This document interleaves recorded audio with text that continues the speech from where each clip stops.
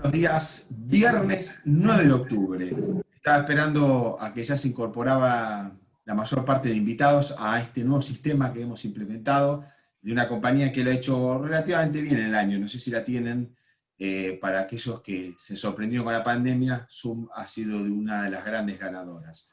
Bueno, estamos en un nuevo webinar de Coven. Vamos a estar hablando con nuestros invitados, nuestros amigos de nos han acompañado toda esta pandemia, el señor economista Martín Polo, y nada menos que Juanjo Vázquez para las decisiones de inversión. Tengamos que lidiar con lo que diga o el panorama económico que nos dé Martín, porque tengamos en cuenta que esto siempre funciona de la misma manera. Yo hago las preguntas, que es la parte fácil, Martín me da el panorama macro, bajamos la economía a 3 temas que nos importan, y después con ese resultado el señor Vázquez va a tener que darnos las recomendaciones que ya intuyo por dónde van. Porque la Argentina es fácil de predecir y acá vamos a trazar un escenario de cómo invertir por los próximos 10 años, así que quédense tranquilos. Bueno, vamos a arrancar con Martín, como solemos hacer. Vamos a entrar con la parte cambiaria, que creo que a nadie le está preocupando. Yo sé que ustedes estaban leyendo los resultados del partido de selección de ayer, pero bueno, me permiten comentar que cuando uno ve en la plana de los diarios el dólar libre en 158 pesos, uno chequea el dólar MEP en 140, el dólar bolsa, y en el área de los 153 pesos, el contado con liquidación, uno trata de entender qué está pasando durante ese cambiario, aparte porque uno repasa precios de las materias primas arriba, y eso debería inducir a la tranquilidad. Uno mira el resultado del superávit comercial, sobran dólares. Entonces, ¿qué está pasando en el mercado cambiario? ¿Cuán grave es la situación? ¿Cuán cerca de tener un problema estamos? Digamos, ¿la mecha de esta bomba cambiaria es corta o es larga, Martín? Bueno, buenos días, gracias nuevamente por la invitación. Bueno, mira, desde que arrancamos con estas charlas allá por junio, venimos en un cada vez peor, ¿no? Digamos, allá por junio teníamos la ventaja de que post la famosa 70-30, el Banco Central había revertido esas ventas netas que había tenido en abril y mayo y había un poco acomodado el cuerpo que le permitió tener un veranito cambiario que le permitió comprar casi 800 millones de dólares cuando venía perdiendo 1000. Bueno, 2 meses posteriores teníamos todo este zigzagueo de la reestructuración, si se daba de la deuda, que se demoraba, qué sé yo. Lo cierto era que desde mediados de junio el Banco Central empezó a perder continuamente reservas. Y todas las preguntas que venían cada fin de mes es, ¿cuánto tiempo le queda? Entonces, en julio tuvimos que el Banco Central vendió 600, nos quedaban 8000 de reservas para lo que quedaba del año. Uno decía, bueno, todavía siguen aguantando, no es momento de tener previsto una devaluación brusca porque todavía el Banco Central tiene colchón para abastecer esa demanda neta de divisas, suponiendo que post reestructuración de la deuda, muerto el perro, se acabó la rabia, digamos, las expectativas iban a converger a un escenario más propicio. Bueno, lo cierto es que eso no pasó.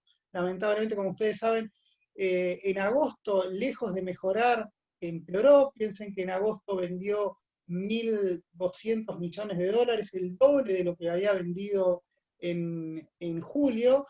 Y ya en septiembre empezaban las rispideces de decir, bueno, ¿cuánto le queda al Banco Central? Bueno, le quedaban 6.000. ¿Qué le queda? Bueno, hasta diciembre puede aguantar en tanto y en cuanto la situación no empeore.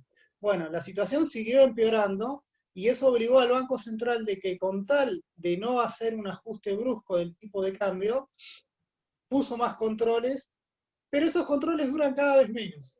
Entonces, el Banco Central terminó en septiembre vendiendo 1.600 millones de dólares y empezó octubre vendiendo 300 millones de dólares a pesar de todo el derrotero que tenemos de medidas, ¿no? Recordemos que estas medidas arrancaron por esperar que los exportadores aceleren la liquidación.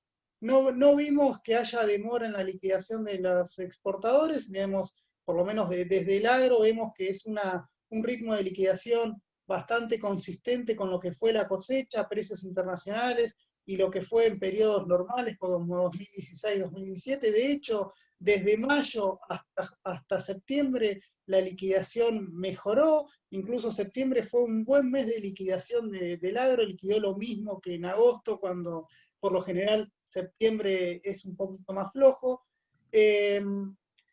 Eso no funcionó, apostaron a reprimir un poco la demanda con el dólar ahorro y la limitación a las empresas, que seguramente después todos ustedes saben las complicaciones que eso generó, y sin embargo los dólares siguen faltando. Entonces, ¿cuál es la última carta que se juega el gobierno? Bueno, las importaciones.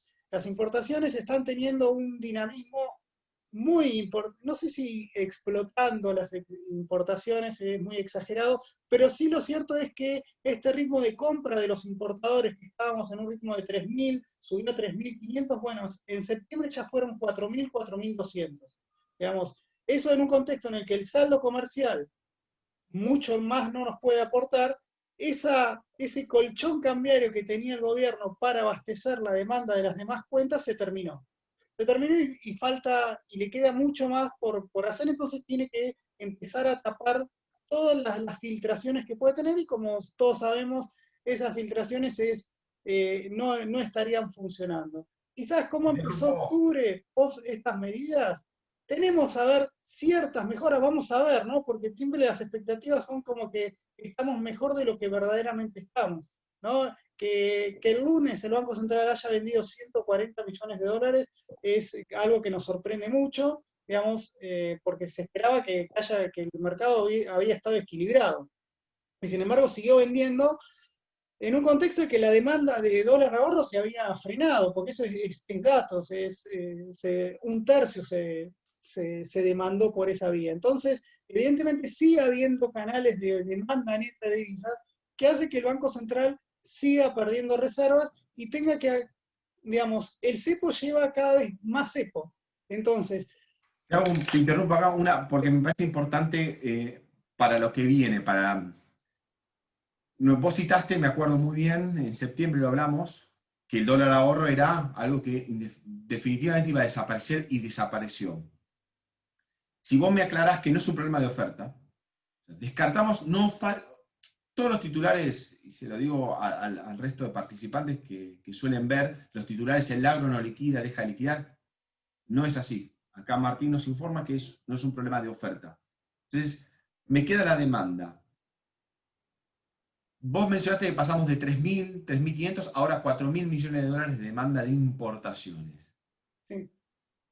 ¿Cuánto de eso puede frenar el central para ganar ese excedente de, pongamos, 500.000 millones que necesita para satisfacer el resto sin afectar la actividad? Es decir, ¿cuánto de esa importación que aumentó, de esos 1.000 millones de dólares nuevos, tiene que ver con alguien que compre un insumo no perecedero para estacionarlo, porque sabe que va a valer el dólar oficial, se va a ir de 80 a, no sé, 120 en 2 meses? ¿Cuánto de eso podría, yo digo, para seguir comprándole al gobierno el relato de que ahora, pisando las importaciones, logra estabilizar las reservas?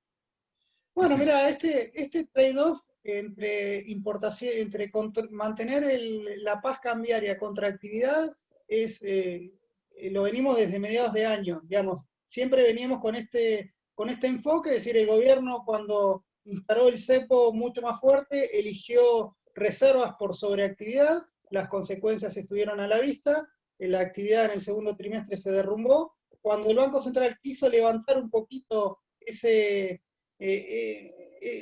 corset que tenía la actividad, se le fueron 1.600 millones de dólares en apenas un mes y tuvo que volver a estos controles, algunos formales y otros informales. Cuando me preguntas si no estamos importando chucherías como para decir, bueno, frenamos eso y nos sobran dólares. Esto es un proceso natural que tiene. Recordá, vamos de nuevo con la historia. A buscar que los exportadores liquiden. Bueno, no alcanza. Bueno, busquemos que la gente demande menos dólares. Bueno, no alcanza porque aparecen las empresas pagando deuda. Bueno, ahora frenemos que las empresas pagan deuda. Bueno, aparecen los importadores.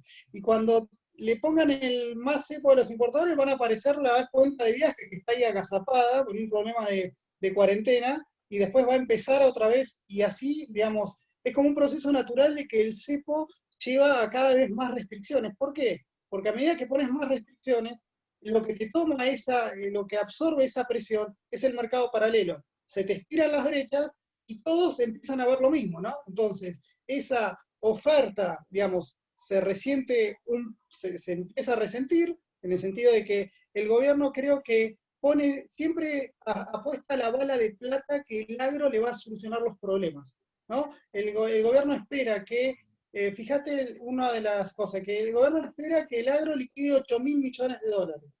Bueno, ya sabemos que como mínimo va a liquidar 6.000, o sea que cuanto mucho la medida, en el mejor de los casos, te aportaría 2.000 millones de dólares en 4 meses. O sea, menos de 500 dólares por mes, que estás financiando el flujo del incremento de las importaciones, no sé si estoy siendo claro. Entonces, Sí, es sí, como sí. que continuamente está en la sábana corta, ¿no? Entonces, yo creo que ahí es el problema. ¿Qué pasa? Ahora la situación no es el mismo MULC, si bien tenemos la misma pérdida de reservas que que en agosto, no es lo mismo, porque hoy las reservas netas, ya en ese camino, perdiste la mitad.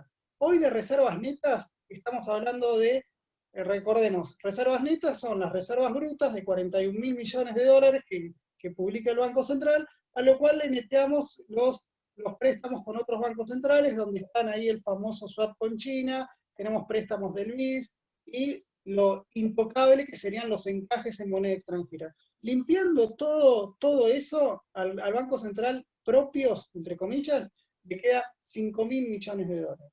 Esos 5.000 millones de dólares, bueno, tenemos oro y DEX, que no son tan automáticos de que lo podés vender. Si bien lo tenés, digamos, te lleva a una operación de que en 3 días lo podrías tener. Es decir, hoy las reservas netas líquidas disponibles están siendo negativas, ¿no? Y creo que eso no es lo que lo miro yo, es lo que ve el mercado, por eso todos se están tirando de palomita a ese dólar de 150.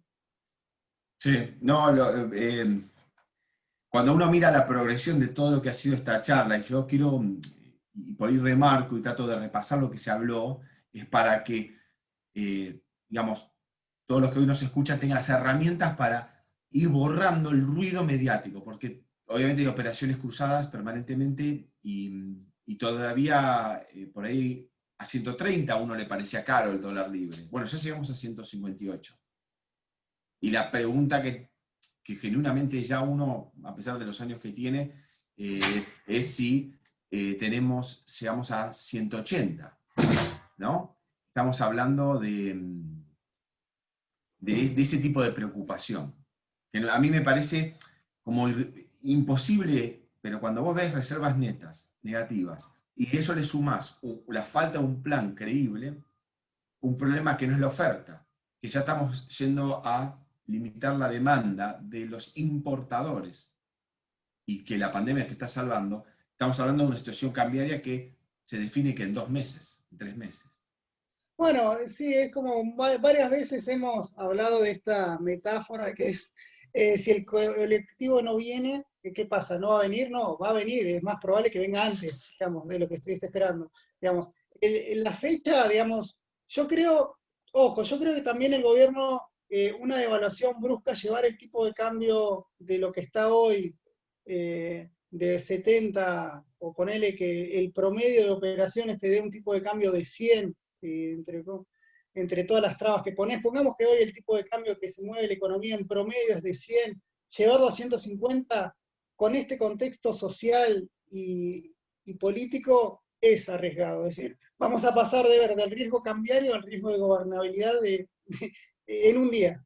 Entonces, yo creo que en ese sentido, el gobierno, por lo menos el Banco Central, hace lo que puede en ese contexto. ¿Y por qué digo hace lo que puede? Porque del otro lado, creo que alguien que la estamos, por lo menos está sacando un poco barata, en el sentido de que como que parece ser el moderado, es del otro lado el Ministerio de Economía, en el cual, fíjate un dato que me parece importante que marcó el deterioro del último mes.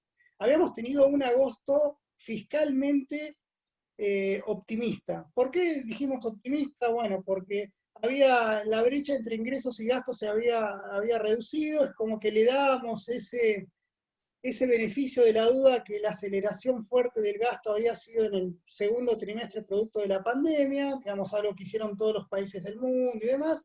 Pero bueno, cuando le empezamos a sacar punta a ese lápiz, decimos, bueno, para que esta expansión fiscal del gobierno venía previo a la pandemia, si bien no se notaba, en el mismo presupuesto que presentaron, se terminó con lo de la responsabilidad fiscal de las provincias, todos síntomas de que algo fiscal no estaba del todo bien, y bueno, se sumó que en septiembre, de acuerdo, todavía no tenemos el dato concreto, pero la emisión que hizo el Banco Central para abastecer al Tesoro, bueno, fue de 200.000 millones de pesos. ¿Qué te quiero decir con esto? El resultado fiscal de septiembre fue el tercero más malo del año, ¿no? Con la recaudación subiendo bien, digamos, la recaudación en septiembre fue buena, no fue mala. ¿Qué nos está marcando esto? Que en agosto pisaron gastos. ¿Y dónde pisaron estos gastos? Los pisaron en subsidios. ¿Por qué digo esto? Porque esa pelota que se está generando en subsidios es lo que hoy por hoy nos da un poco de aire con la inflación, que permite que los precios regulados no suban. Entonces, estamos financiando esa aceleración inflacionaria con más déficit fiscal.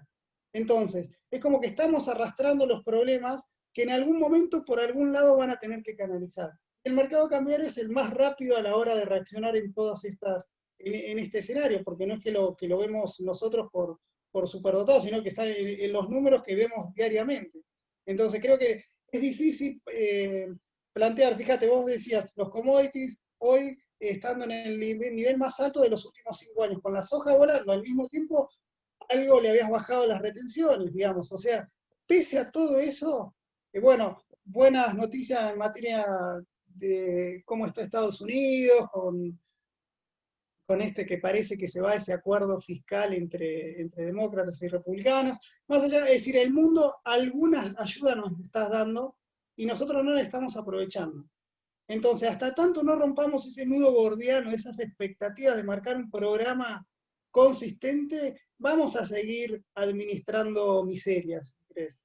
Porque cuando uno mira, y vos mencionabas recién lo de lo fiscal, pareciera que cada vez que se anuncia una buena noticia es en realidad una noticia que está o maquillada o no es del todo cierta o es efímera. Es decir, lo que podía ser una incipiente consolidación fiscal del mes pasado, me refiero por los datos de agosto, que llevase tranquilidad, se evaporó. Y eso te lo está, obviamente, eso está metido en el precio, sumado a las cuestiones institucionales, porque uno generalmente escucha que la preocupación por el equilibrio, los contrapesos institucionales, bueno, están reflejados también en el contado con liquidación, en el dólar libre, digamos. No es menor la dificultad que está teniendo el gobierno en interactuar con la oposición y con los otros poderes del Estado. Entonces, esta situación justifica la enorme dolarización que hemos visto de los clientes.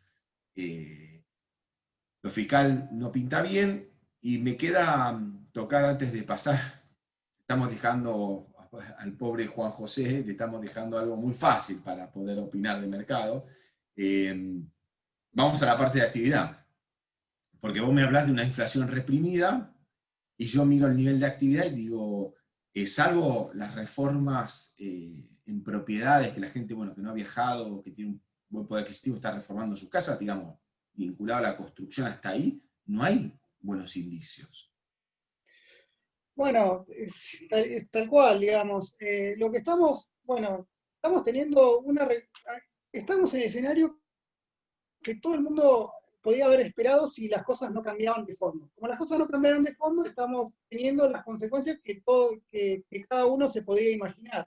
¿Cuáles son esas consecuencias? Bueno, una economía que obviamente, después de una cuarentena muy estricta, allá por mayo, cuando tocó, o abril, cuando tocó ese piso, bueno, obviamente eso, tuviste un derrumbe, y después, a medida que fuiste abriendo actividades, naturalmente se hacía esa B, pero no era esa, es como, no sé quién, voy a tomar algo que dijo alguien, que me copio con creatividad, como siempre, es decir, es como una pelota pinchada, ¿no? Vos tiraste la pelota para que pique, pero queda ahí, digamos, y es un poco lo que se ve, fíjate que hasta julio vos tenías una economía recuperándose, bastante en algunos sectores más que otros, heterogénea, por una cuestión obvia de algo que tampoco hablamos, pero es la mala estrategia también entre sanitaria y economía, porque, digamos, no hubo si a algo le faltaba a esta economía es la incertidumbre de cómo va a afectar tu economía, no tanto por las variables macroeconómicas, sino por las variables sanitarias.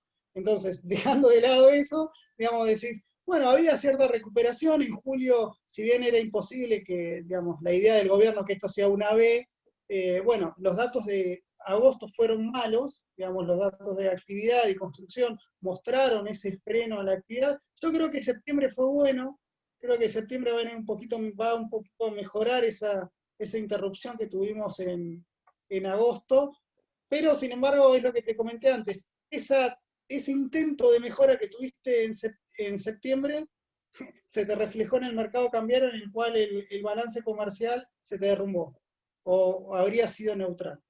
Entonces, esa es la manta corta que va a tener la actividad a lo que resta del año. Un gobierno que quiere que la actividad, o un gobierno que todos queremos que la actividad se vaya recuperando, pero le falta nafta a esta recuperación. Le falta nafta eh, desde el lado de la falta de dólares, le falta nafta del lado de expectativas.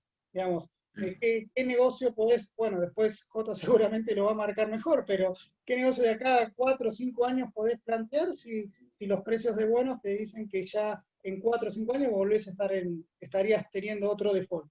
Entonces, No, yo creo que, resumiendo en cuanto a la actividad se va a ir recuperando a dosis muy pequeñas, porque hasta tanto no haya un cambio digamos, no sé si paradigma, pero hasta tanto no llegue lo que todos estamos esperando, es difícil prever una salida distinta que no sea lenta. Por ahora es como una economía que va y vamos viendo de a poquito, porque ni bien querés levantar la cabeza, el mercado cambiario te pone una tapa que te hace decir, volvemos a donde estábamos. perfecto, Martín, con ese optimismo, con esas ganas, con ese entusiasmo, porque además lo que uno ve es que esto no se resuelve con una evaluación. Y Jota, que ahora ya lo invito a incorporarse, porque vamos a charlar, Argentina no tiene un problema de evaluación, no es la convertibilidad que uno podría decir que hay un atraso cambiario. Acá esto se resuelve con un plan y nuestro presidente, por lo visto, no cree en planes. Pero bueno, podemos arrancar con un tema y creo que todavía sigue, sobre todo por lo que anunció el Banco Hipotecario estos días, que es la famosa resolución 7106. Querido Sí. Jota, ¿cómo estás? Imagino que van ánimo para arriba, ¿no? Te tengo que confesar que me costó dar el botón para aparecer en cámara. Tenía más ganas de darme de baja después de la introducción de Martín que de dar la cara y hablar, pero bueno, ya estamos acá. Sí, vos sabés que la verdad que la resolución, la comunicación A7106 fue uno de los grandes motivos por los cuales el optimismo que había generado la reestructuración de la deuda se disipó y se disipó a los pocos días. Fíjate que la entrega de los bonos fue el 7 de septiembre. Empezaron a tener liquidez el 9 de septiembre y el 15 de septiembre sacan esta comunicación en donde, bueno, había dos, ¿no? Había una que era la esperable, que era la disminución en cuanto a la posibilidad de acceso de dólares por el dólar solidario, por el dólar tarjeta, también el hecho de la suba de las tasas pasivas del 19 al 24%, con el límite del 20% de disminución que tenían que achicar el stock del ELIX, excedente de los bancos, y lo que hablábamos en cuanto a las ONs corporativos, donde por esta normativa les exigía a las empresas con vencimientos de capital desde el 15 de octubre de este año hasta el 31 de marzo del año que viene, el hecho de que iban a poder acceder al MULC por el 40% del vencimiento y tenían que refinanciar sí o sí, postergando el 60% restante en planes de pago de 2 años o más, teniendo en cuenta que déjame recordarte algo, la comunicación A7030 de fines de mayo, del 28 de mayo, les obligaba a las empresas que para acceder al MULC tenían que firmar una declaración jurada que decían que no habían accedido, no habían operado tanto MEP, cable o transferido al exterior bonos 90 días antes de hacer el pedido de acceso de dólares por el MULC y se comprometían a no hacerlo 90 días siguientes al acceso al MULC.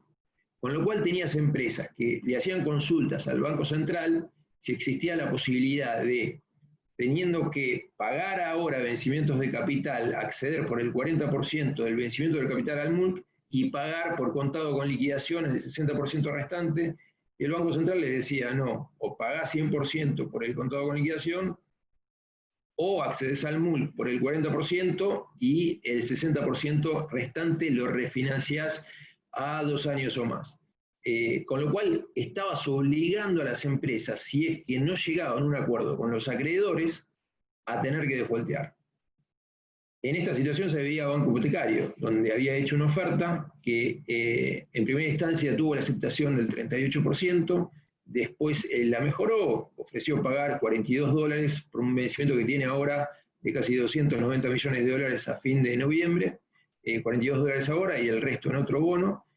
Tuvo una aceptación un poco mayor, creo que era del 45%, si mal no recuerdo, pero está en una situación donde de mantenerse lo que decía la 7106, se iba a ver obligado a defaultear si no tenía la aceptación para postergar ese vencimiento del 55% restante de los acreedores que no aceptaron. Ayer mandaron un comunicado, un informe de prensa, donde no está la comunicación, pero diciendo que iban a rever las condiciones de la 7106. En principio lo que habla el comunicado es que iban, con tal de ayudar a las empresas a que lo vean estos vencimientos en las condiciones de la 7106, le iban a dar acceso al MULC tanto por capital o por intereses hasta 31 días antes de que se produzca ese vencimiento. Antes tenían menos de una semana como para ir al MULC para cancelar. Vamos a ver cómo sale el comunicado y lo que dice. Pero bueno, en principio es una buena noticia. Acordate que el impacto que tuvo esto fue muy grave. Los bonos pasaron. Si bien se esperaba que una vez que empiecen a cotizar los bonos, caigan un poco de precio por aquellos que habían entrado como para salir, ni bien se produzca el canje, los bonos pasaron de $52 a $41, $40. Hay algunos que han llegado a $38. El contado con liquidación y tanto el MEP pasaron de 120, 125 a 153 y bueno, 142 el MEP en el día de ayer. Y bueno, los corporativos bajaron $20 de paridad en la mayoría de los casos. Algunos lograron recuperar, pero fue muy dañina la medida. Por darte un ejemplo, A1N Transener vence en agosto del año que viene. Paga 9.75, son 100 millones que, como recompraron algo en cartera, ahora serían 91 millones de dólares. Tienen 60 millones de dólares en cartera, la mayoría está en fondos afuera, y vale $80.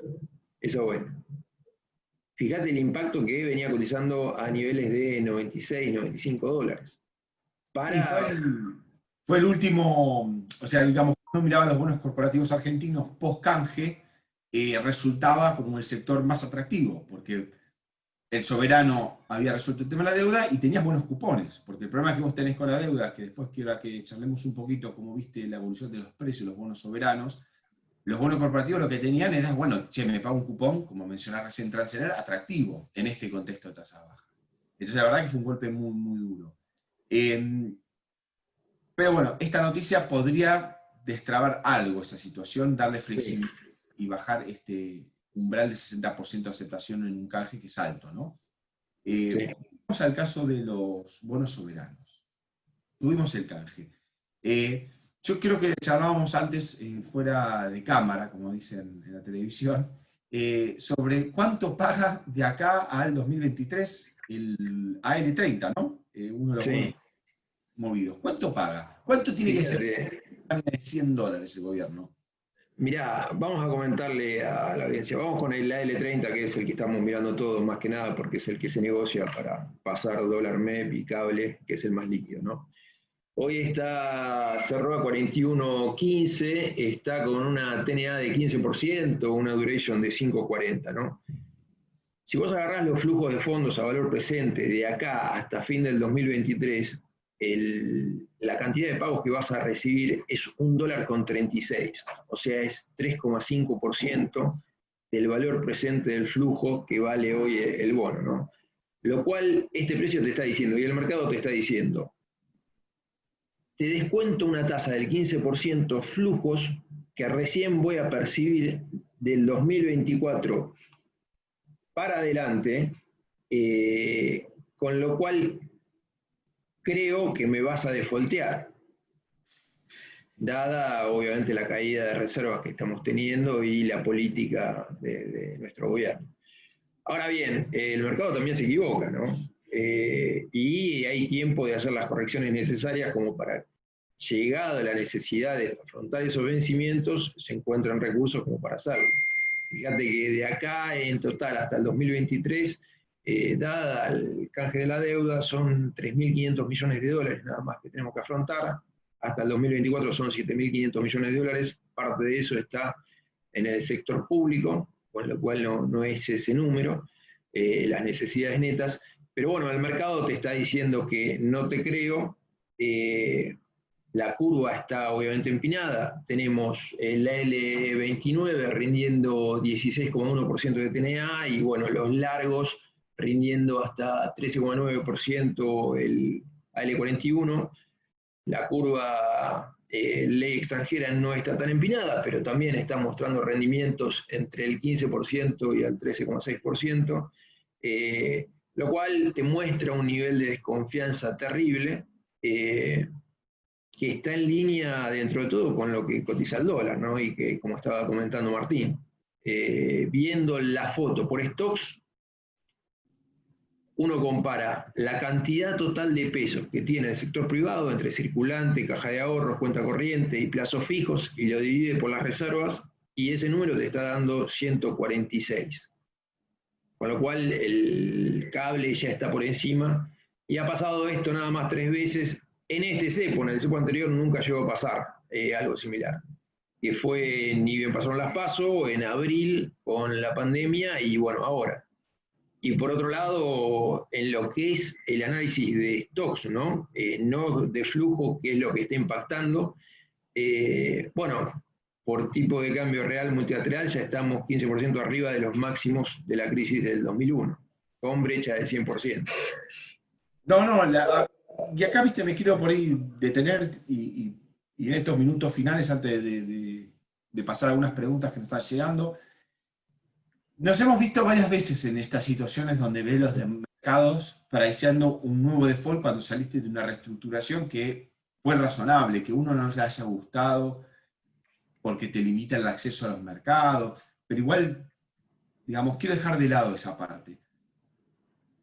Ahora, yo pido $41 un bono, miro dónde están los corporativos, miro el precio de las acciones argentinas, y uno puede decir, o puede tenerse tentado, bueno, está todo priceado, todo lo que hablamos acá fue negativo, el diagnóstico económico, nuestras caras, digamos, se patea en la calle la mala onda. Vos decís, bueno, finalmente llegamos, libro manual americano, ¿no? Marzo del 2009, pandemia, 23 de marzo del 2020, esos momentos de decir, bueno, ya está todo metido, salimos. Pero Argentina es como que tiene una vuelta más, ¿no? Yo la pregunta que te hago es, si tuvieras que pensar un peor escenario que este, no el bueno, donde nos recuperamos, un peor escenario como este, ¿vos ves valuaciones que la Argentina pueda llegar a tener? Las peores valuaciones que yo he visto hasta ahora en mi vida fueron las del 2002, digamos, cuando explotó la convertibilidad, ¿no? Sí. La deuda a varios centavos, un banco quebrado, ¿no? Cosa que no es esta situación. Porque lo peor de todo es que, desde el punto de vista de fundamentos, Argentina no está quebrada, no está rompiendo más contratos de los que rompió en 2001. ¿Vos creés que ahí puede haber un guess? No es predictivo, un peor escenario que esto, vos digas, mira, digo, a $7 la DR Galicia, ahí puede ir a 3. Por luego no un vaticinio sino más, sino... Mirá, sí, peor escenario existe, el riesgo que muchos están, bueno, que el mercado te esté priceando, ¿no? Que hagan algo con los depósitos, por lo cual está convalidando una brecha entre cable y MEP de 9%. Ha llegado a ser del 11%, pero bueno, la caída que se viene dando de los depósitos, sumado a, bueno, lo que comentaba Martín, ¿no? De esta situación de las reservas netas, está haciendo que el mercado te precisee para salir del sistema financiero argentino, para sacar los dólares, 8,5%, lo cual ahí te está mostrando un riesgo.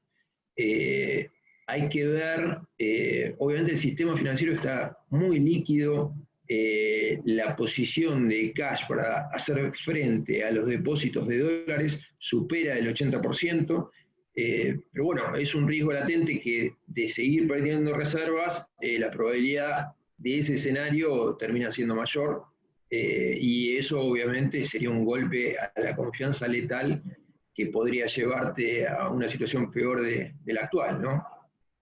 Ok, o sea que el del peor escenario es... ¿no? Sí. O Hay sea que que tener actualidad. no, por eso, me queda claro que, digamos, lo que me parece importante es que siga, digamos, dos variables la gente, monitoreando, como hablamos con Martín, las reservas netas y esta diferencia entre el dólar MEP, que recordemos es el dólar que uno básicamente tiene depositado en la caja de ahorro, en un banco argentino, y el dólar contado con liquidación, que es el dólar puesto afuera en New York, el dólar cable, que es libre de transferencia. Me parece que ahí es donde uno puede empezar a tener una idea de cuánta probabilidad del mercado a que ocurra algo con los depósitos. De paso, tengo tres preguntas. Arranco con una. Finalmente, se rompió el tabú y el gobierno salió con un dólar link soberano. Sí.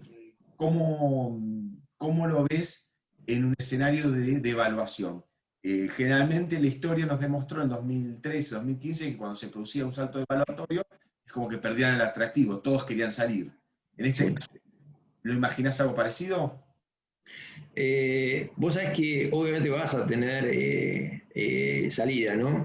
Pero hay una verdad, si no hay una moderación desde lo monetario a futuro, va a seguir teniendo atractivo, porque sabemos que convalidar la brecha del 100% hoy por hoy es un disparate, con llevar el tipo de cambio nominal tratando que la inflación no te ajuste enseguida a niveles de 110, yo creo que la brecha tranquilamente se puede achicar a niveles muy bajos de 0 o 10. O sea, tenés obviamente un sobreprecio que se está pagando por el dólar por todos los que quieren salir, teniendo en cuenta la cantidad mismo también de no residentes en posiciones en pesos, que llegaban a ser más de 16.000 millones de dólares hasta hace poco, que te está empujando el contado con liquidación y te está empujando la brecha a los niveles que vemos, sumado a la emisión que está haciendo el Banco Central para financiar al Tesoro, ¿no?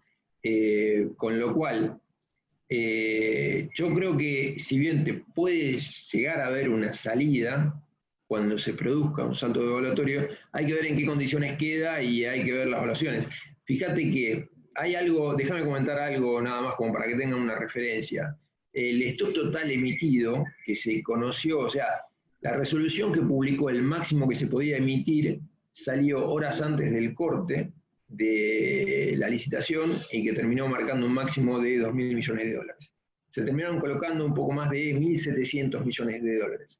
Para darte una idea, la cantidad de fondos comunes de inversión que replican estrategias de cobertura 100.000 dólar link era de 1.680 millones de dólares, con lo cual la colocación fue muy amplia, fue muy demandada, participaron también el sector público, bancos, hay que ver con qué número, pero habían achicado 78.000 millones el stock del ELIC por esto que te comentaba, que les obligaban a rollovear, pero por el 80% de lo que se le vencía.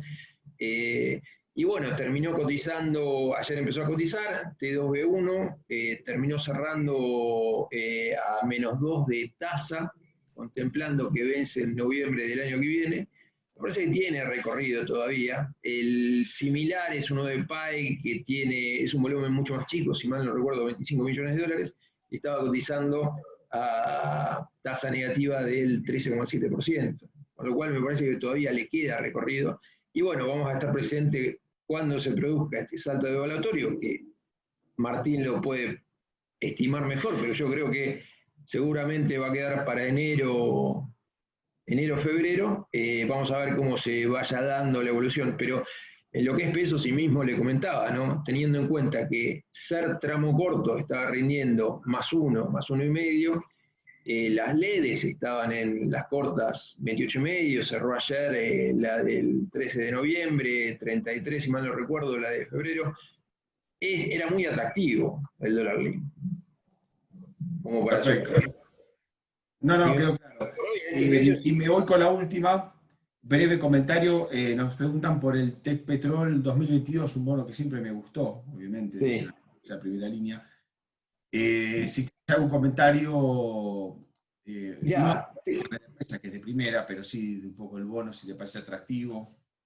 Estoy viendo acá por Bloomberg, está precio de 92.50, TNA de 8.80, es una emisión de 500 millones de dólares que si ves el 12 de diciembre del 2022, yo me imagino que esta situación para ese momento debería estar resuelto, y si mal no recuerdo tiene un colateral, una garantía de la comprante, ¿no? Sí, exactamente, el holding de afuera. Con lo cual conseguir un bono que rinda esta TIR es muy difícil. Fíjate, los triple C, bueno, el contexto internacional es ideal para nosotros. El problema es que no lo aprovechamos. Los triple C están rindiendo 8,8%, los corporativos high yield norteamericanos triple C, que están fundidos, digamos, que están al borde del abismo. Nosotros, por lo menos, no tenemos que pagar nada por ahora, en lo que es soberano. Igual no íbamos a pagar si hubiéramos No hay que tenido. pagar nada, pero bueno, no es un tema menor. Bueno, Perfecto. y dado el contexto, sí, me parece que es atractivo. Perfecto. Bueno, muchísimas gracias, Jota. Martí, si puedes conectarte, si te puedo despedir. Nos despedimos de todos.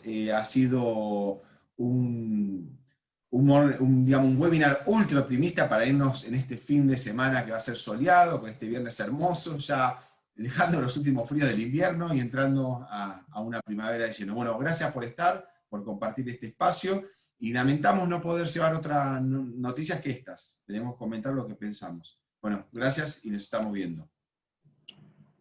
Gracias. Chao, hasta luego, chicos.